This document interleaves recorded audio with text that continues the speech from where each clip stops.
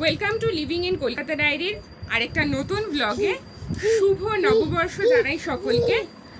আজকে হচ্ছে অশোক ষষ্ঠী এবং শুভ নববর্ষ একসাথে, তাই আমি অলরেডি তৈরি হয়ে গেছি। এবার যাব মন্দিরে পুজো দিতে। আমাও পুরোপুরি রেডি, পুরোপুরি মাম্মা রেডি হয়ে গেছে। ও একটা চুড়িদার পরেছে, দেখো কেমন সাজুগুজু করেছে। ওর সাজটা কেমন হলে জানিও কিন্তু। মন্দিরের পুজো সেরে আমরা চলে এসেছি বাড়িতে, আর বাড়িতে এই হচ্ছে আমাদের ঠাকুরের সিংহাসন। এসে দেখলাম মামুনির পুজো করা হয়ে গেছে, ঠাকুরকে খেতে দেওয়াও হয়ে গেছে, কিন্তু তাও আমি আসার সময় কিছু ফুল নিয়ে এসেছিলাম ঠাকুরের জন্য। আজকের দিনে ঠাকুরকে একটু ফুল দিয়ে না সাজালে যেন মনটা ঠিক ভালো লাগে না। যেহেতু ছোটোবেলা থেকেই আমার বাপের বাড়িতে একটা পুজোর চল দেখে এসেছি, তাই ছোটোবেলা থেকেই যেন ঠাকুরকে সাজাতে বা পুজোর কাজ করতে আমার কিন্তু দারুণ লাগে। তোমাদের কার কার পুজোর কাজ করতে ভালো লাগে তা কিন্তু আমাকে অবশ্যই কমেন্টে জানিও। দেখতেই পাচ্ছ যে আমি গাঁদা ফুল দিয়ে ঠাকুরের সিংহাসনটাকে সাজিয়ে নিচ্ছি।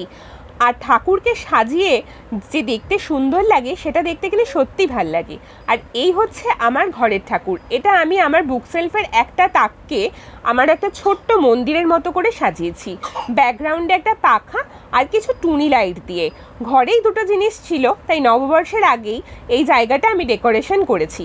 আর এখানে রয়েছে আমার রাধাকৃষ্ণ আর মা দুর্গা, শিব ঠাকুর, গণেশ ঠাকুর এবং গোপাল।